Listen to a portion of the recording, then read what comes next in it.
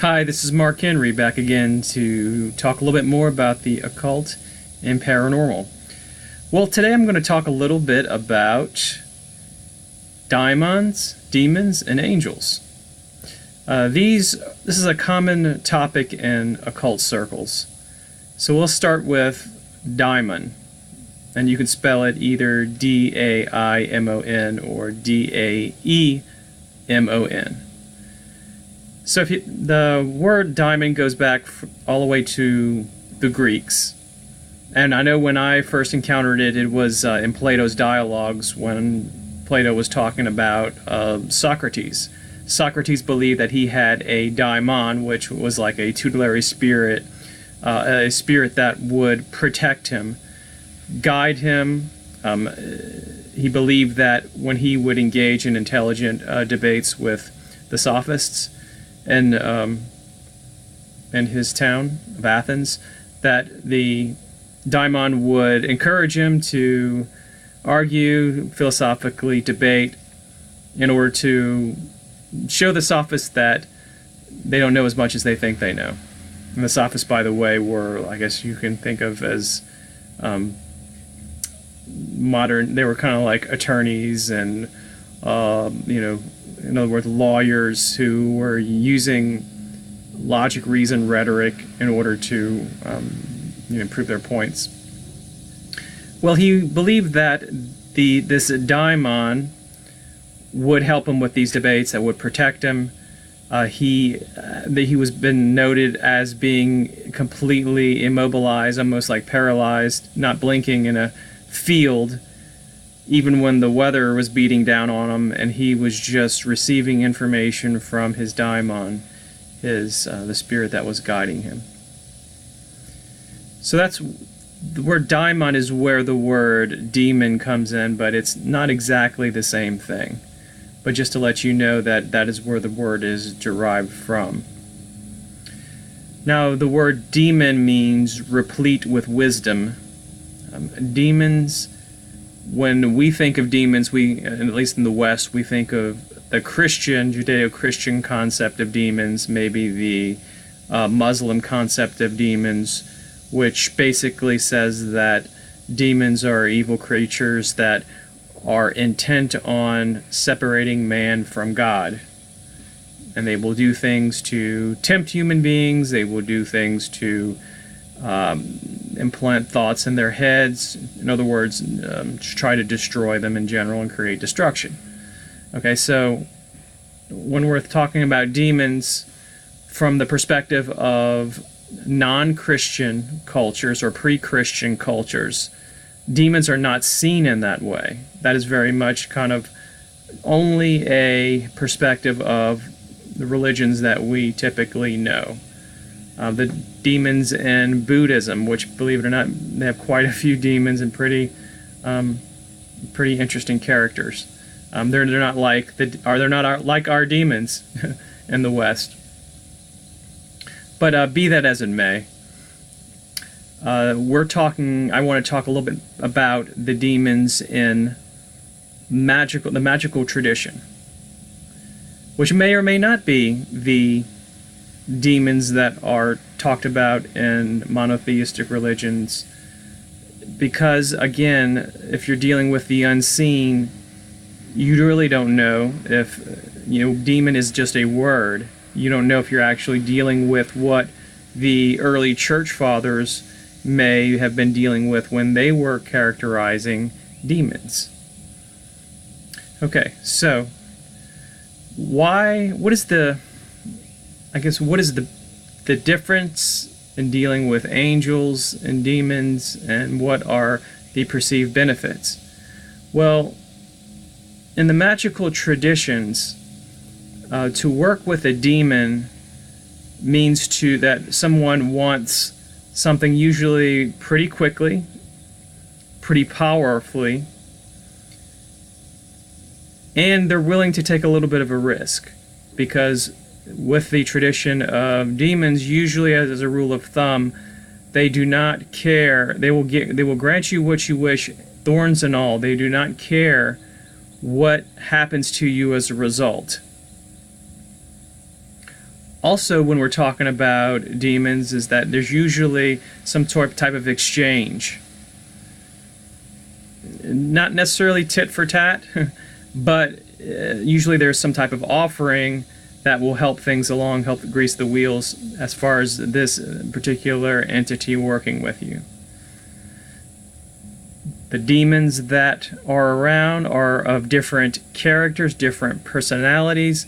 They are of different degrees of lightness and darkness, which is why I want to draw that distinction between that and some of the ideas about demons that we're familiar with.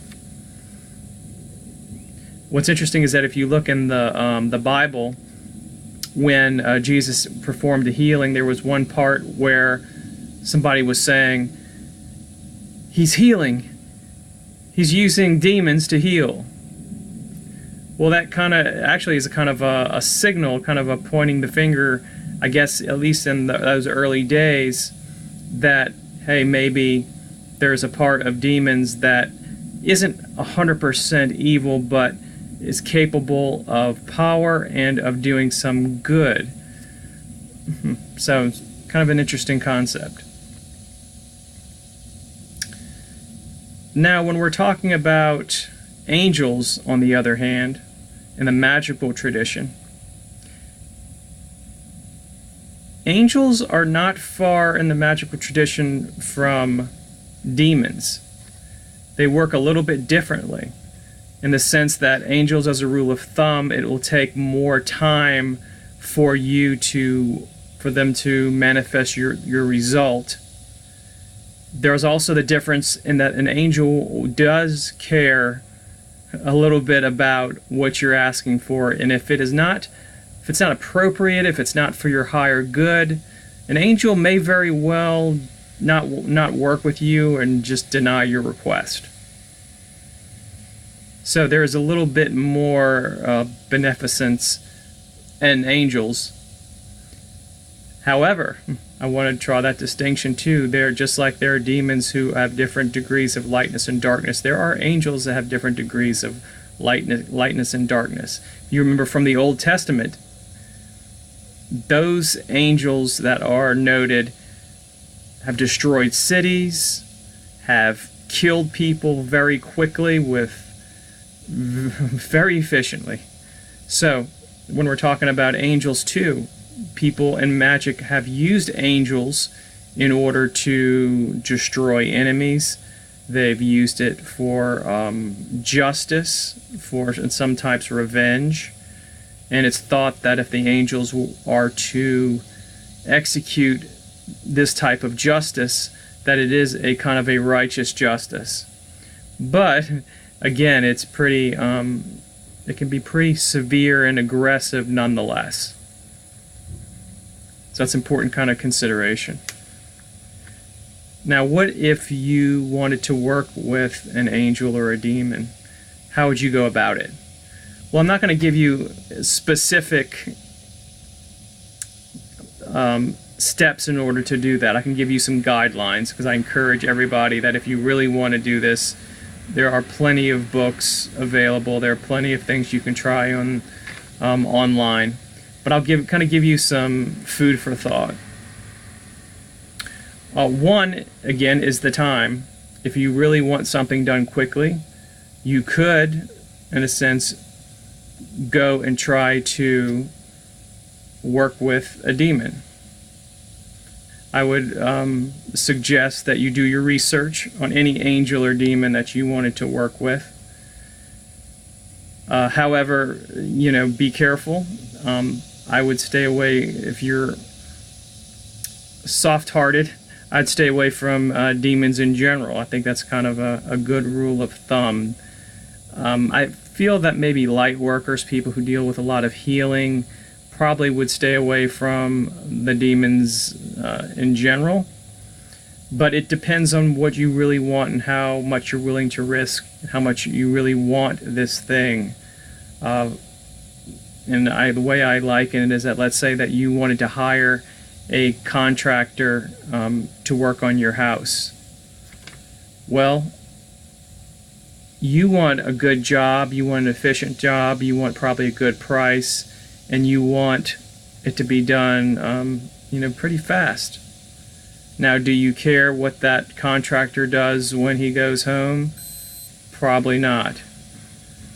Do you really care about his methods if it's going to deliver the job? Probably not. And that's the way that some people look at Magick. They say, okay, I want X, Y, and Z, and it doesn't matter to me whether there's an angel or a demon that I invoke. I just want it done. Something to think about. But in any case, so what you're going to want to do, as far as guidelines are concerned, you want to really do your research. You're going to want to make sure that you're dealing with an entity that you feel comfortable dealing with.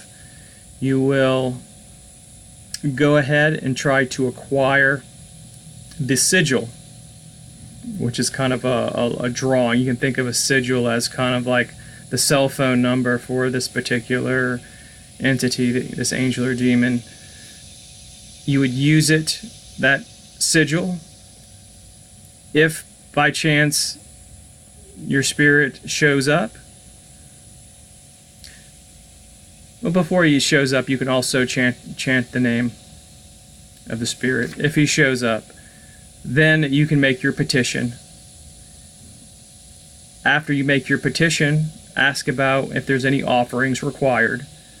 Again, generally, if it is of a little bit of a darker spirit, like we're talking about a demon, then you're probably going to want to ask about what type of offering is appropriate. Angels don't tend to require offerings.